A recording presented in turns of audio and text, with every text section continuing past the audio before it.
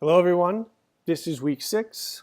My name is Dan Eccles and I'm here with Tristan and Zach, and we're going to be talking to you today about managing online communities.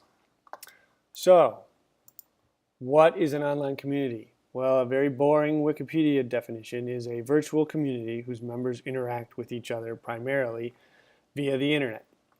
So we all know what online communities are, but they're, a further definition, they're a digital space where users can connect and share a common interest. Blogs like Medium, messaging like WhatsApp or Hangouts, followings like Instagram or Pinterest. So the key to these online communities and getting these online communities started is being able to find people.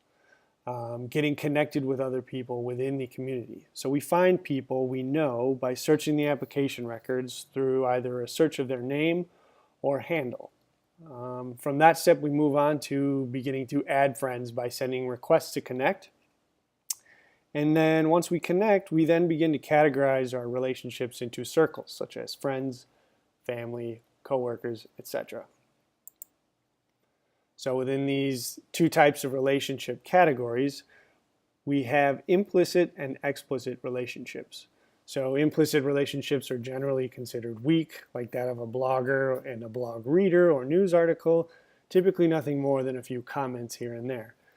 Explicit relationships are just that. They're defined relationships such as family, friends, coworkers, people you know well.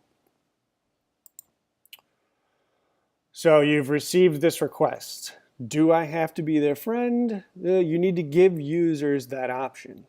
Online communities should provide their users with the ability to either ignore requests, unfriend and or unfollow members who they no longer want to be connected with in their community.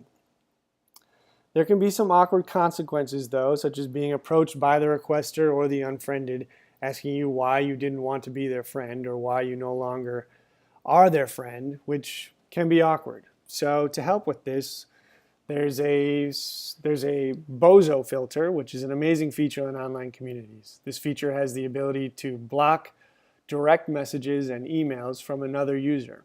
Usually this is reserved for stalkers or annoying outspoken individuals, extreme cases, but it can be available for all users.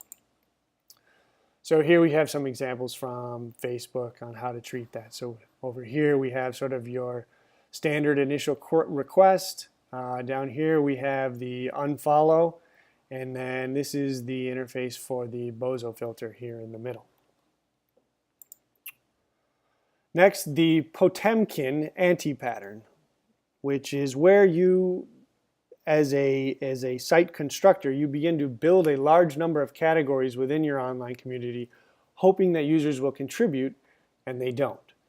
So this can lead to little or no user engagement because by seeing all these categories, by giving them all these options, they're not sure where to join or where to jump in.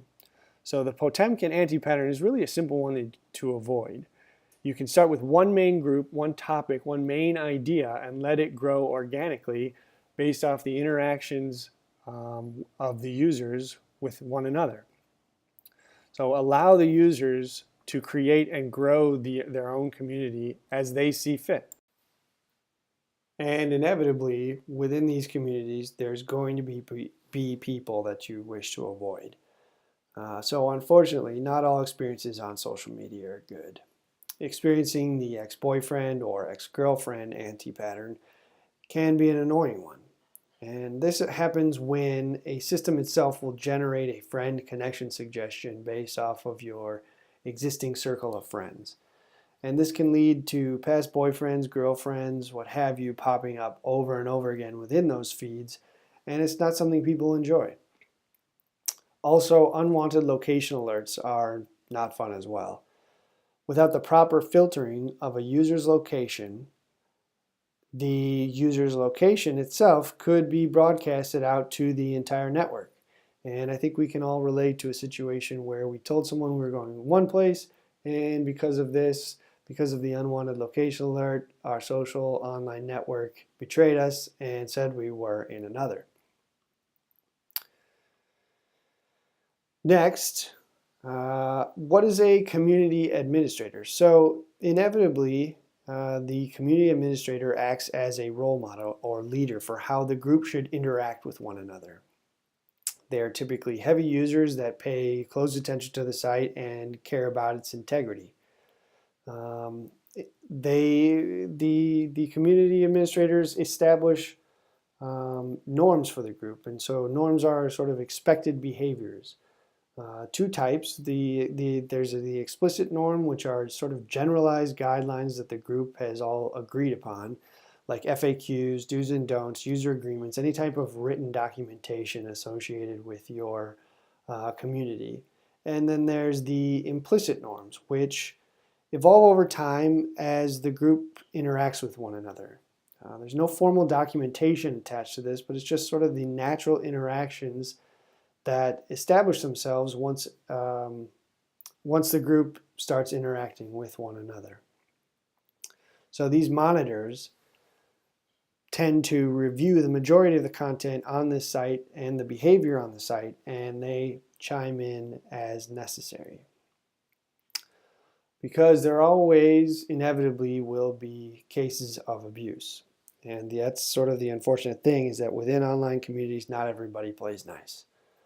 Users need to be able to report abuse so that system administrators can police and remove access to those who are not adhering to the explicit norms that were established. And that process must be simple and quick for those users to report those incidents. And administrators must be able to act swiftly once they receive reports of abuse.